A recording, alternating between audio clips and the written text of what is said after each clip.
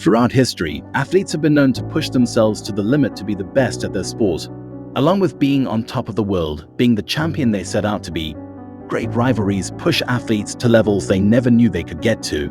And this specific rivalry between Tyson and Usain Bolt is a testament to that underrated, but the fastest rivalry in the history of sport, as well as the one that changed sports history forever. Deep down, he probably just hates my guts. I knew a dude could run that fast. I just didn't do it, but I know I can't win it. So now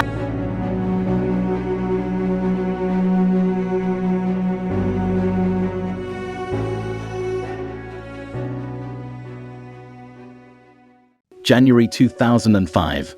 This was a very important time for sprinting, as the landscape was completely revamping. The stars of the past were fading, and new names were coming to the fore.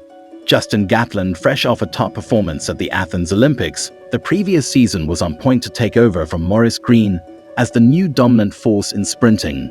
Justin was not alone, as there were other young stars rising as well: Asafa Powell, Steve Mullings, Darrell Brown, Tyson and Usain Bolt. Tyson in 2005 was focusing on trying to make it as a global name after failing at the USA Championships a year prior, while Usain Bolt made it to the world stage. But just 18 years old, he crumbled under the pressure and never made it past the first round. So both men, even though showing promise, had a lot to prove in the fresh 2005 season. For some reason, both men decided to proceed in the 2005 season with similar strategies, both focusing on the 200 meters as their main event for the year. This decision would see them meet for the first time in their careers at the London Grand Prix in the half-lap event. Coming into this race, Tyson was the fastest in the world, having clocked a super fast 19.93 at the NCAA Championships. But in this race, despite pushing to get a super run in his first circuit race of his post-collegiate career, could not get away from Usain Bolt as they finished neck and neck in second and third. Meanwhile, Water Spearman took the victory.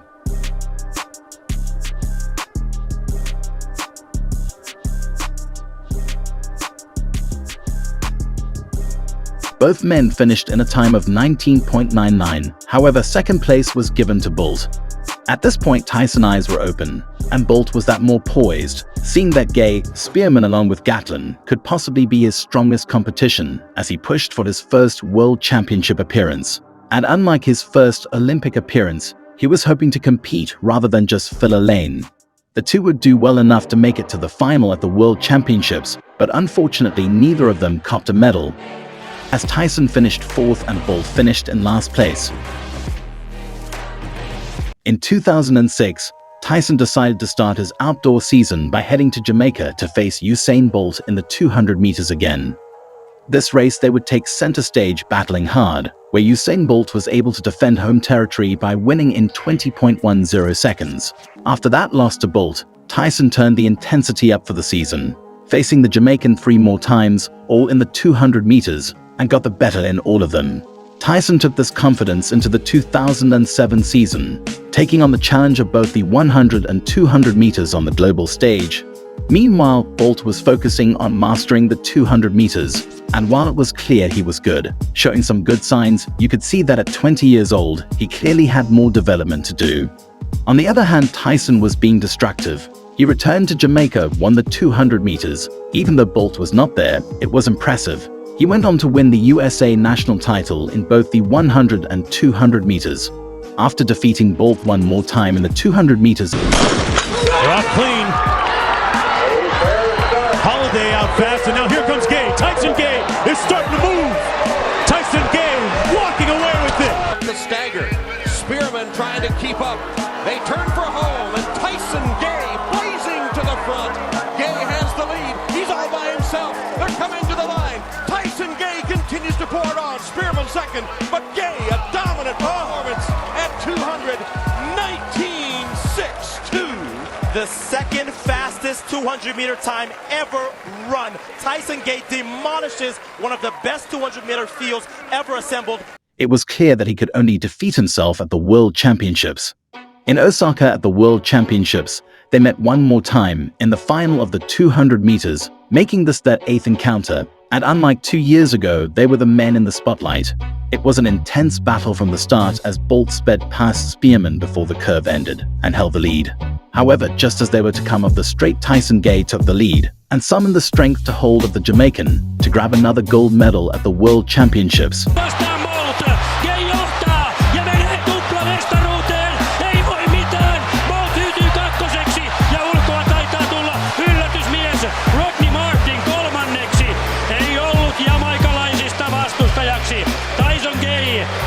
Jalkavaivoja uhmaten tulee toista kertaa näissä kisoissa maailmanmestariksi ja aikakin on hyvä.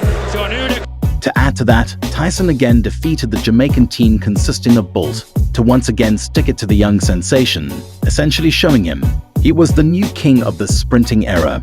Tyson returned home on top of the world, achieving success most could only dream of, 3 gold medals, and handing multiple defeats to his young rival in the process. However, that year was the turning point. Returning home with 2 silver medals, most of the world saw a defeated man, but to his coach and the 21-year-old, they saw major progress. Let's remember for a bit, in 2004 Bolt only made it to the prelim stage, 2005 became a finalist, finished last, but then in 2007 moved to a silver medal.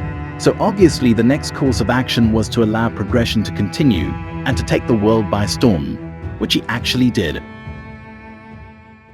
On May 3, 2008 inside the Kingston National Stadium, Usain Bolt lined up to compete in the 100 meters, his 3rd ever 100 meters as a senior, and he stormed to a super fast 9.76 seconds, just missing the then world record by 0.02 seconds.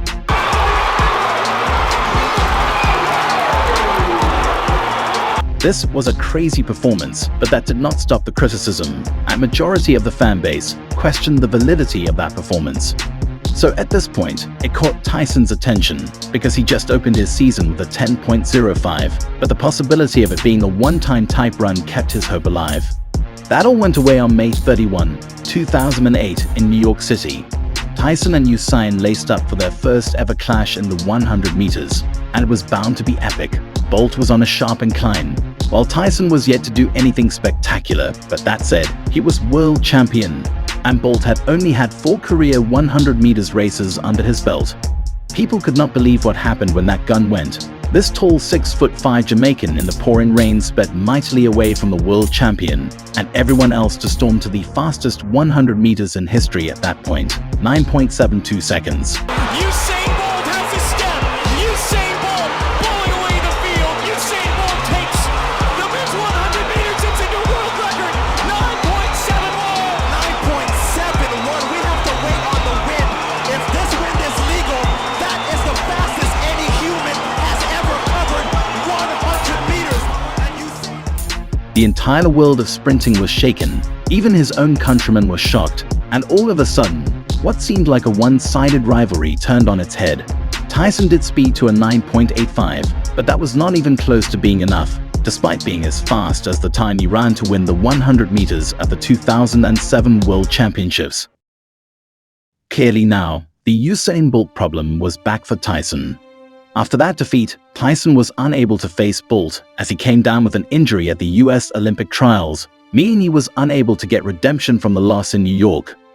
Eugene, Oregon. He had won the 100. Here he is, second round of the 200 when he pulls up with what would prove to be a strained left hamstring. Otto Bolden, you won 4 Olympic medals competing in the sprints for Trinidad and Tobago. You've been in situations, I'm sure, like this. What about his status for the Olympics? Well, Tom, this injury took me out of the World Championships in 1999. Any hamstring injury to a sprinter in the Olympic era, of course, is a devastating injury. That said, Usain went on to absolutely dominate the Beijing Olympics, smashing both the 100 and 200 meter world records, completely taking over the world of sprinting.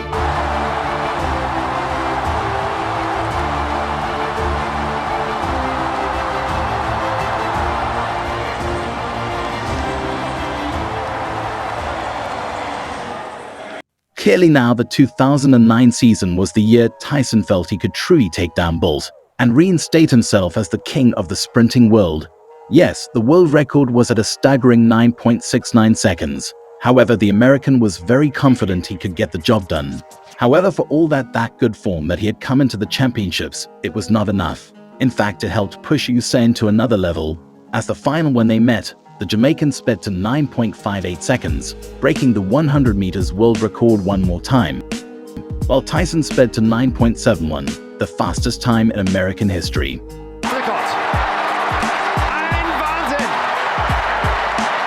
Never in the history of sprinting has someone run that fast and was unable to get a first-place finish, making Tyson possibly the most unlucky man ever.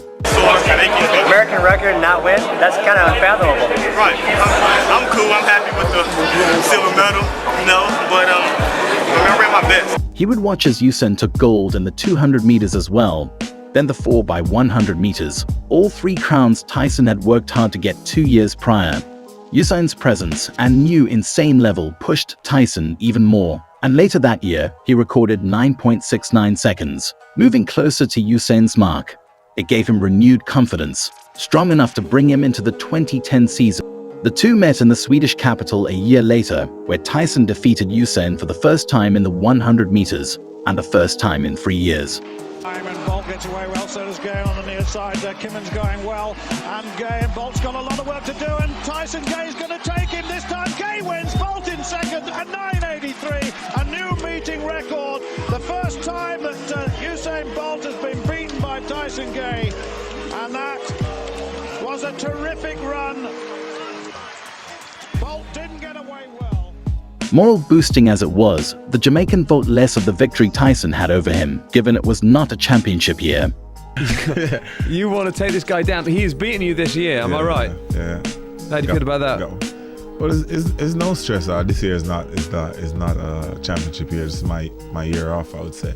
So it's no problem. Doesn't count. Yeah. For me, it doesn't really. Through unfortunate circumstances, Tyson had little chance to challenge his rival for the better part of 4 years, and he had to watch him dominate sprinting like nobody has ever done. It was not until 2015 the two had their last individual clash in the final of the men's 100 meters. In the Chinese city Tyson had to watch Bolt win the Olympic title years ago. This time, he had a chance to compete and make a difference. However, nobody could do anything as Bolt won, despite challenged by Gatlin in 9.79 seconds, while Tyson had to settle for 5th on the day. This was 2 years prior to Bolt's retirement, and ultimately in the middle of another full-fledged rivalry. But throughout all this, Tyson and Bolt started an era of sprinting that many believe we will never see again. While that may not be certain, what is certain is that this rivalry is the fastest rivalry in the history of sprinting, and the one that made the two fastest men in history.